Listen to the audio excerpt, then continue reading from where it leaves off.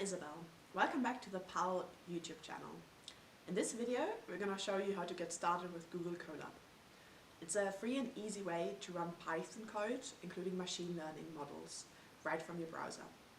We're going to cover what Colab is, how to use the GPU or TPU for free, and then how to upload files, install libraries, and save your work. Okay, let's get into it. So, what is Google Colab? Google Colab is like Jupyter Notebook, but in the cloud. It's super easy to set up. You don't need to install anything. It runs in your browser on Google servers and gives you access to free CPUs, GPUs, and TPUs. It's great for students who can't or don't want to install Python locally. If you want to run heavy models without needing a GPU on your own laptop, or quick sharing and collaboration, just like Google Docs. Some of your modules also might require you to run notebooks, and Google Colab would be an easy way to do that. Okay, let's have a look at how to get started with Google Colab. Go to colab.research.google.com or just Google for Google Colab. Then you can sign in with your Google account. This could be your personal Google account, but it also might make sense to use your Sussex account, depending where you want to store your work. You now should be able to click on New Notebook or open one from your Drive or GitHub. You'll see a code cell just like in Jupyter. Try adding a line of code just like this and then clicking on the play button here.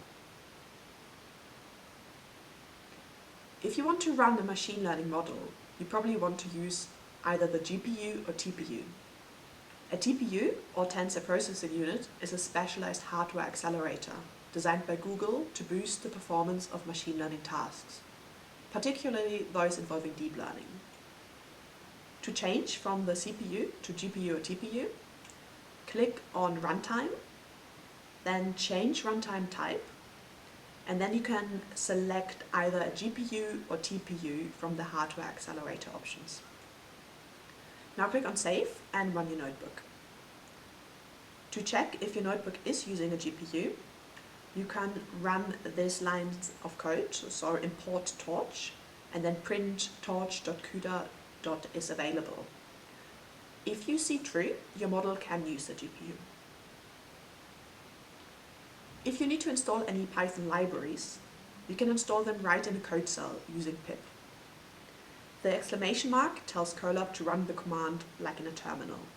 So for example, exclamation mark pip install transformers will install the transformers packages for you.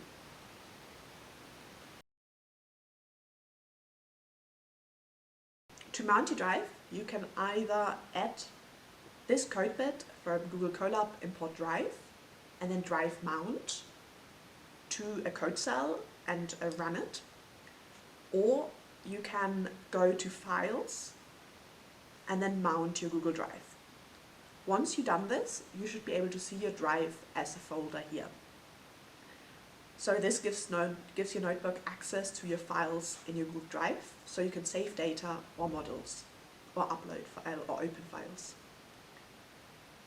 If you want to find the path of a file like a CSV or image you want to load into Colab, you can find the correct path by clicking through here to where you saved the file and then copy the path.